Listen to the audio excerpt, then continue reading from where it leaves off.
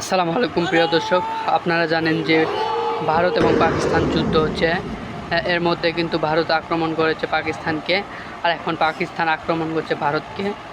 পাকিস্তান যে আসলে মিসাইল ছাড়ছে, লারে তাকবীর, আল্লাহু আকবার, এই কথা বলে আসলে মিসাইল ছাড়ছে।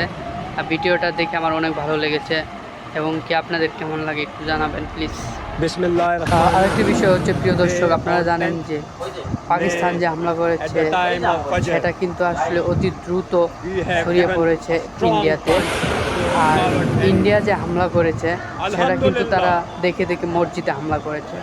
এতেই বোঝা যাচ্ছে এই হিন্দু কতটা মুসলিম বিদ্বেষী, সেটা আসলে বোঝার কোনো অবকাশ থাকে না। প্রিয় দর্শক, আপনারা জানেন যে এই মুহূর্তেও কিন্তু যুদ্ধ চলছে ইন্ডিয়া এবং পাকিস্তান।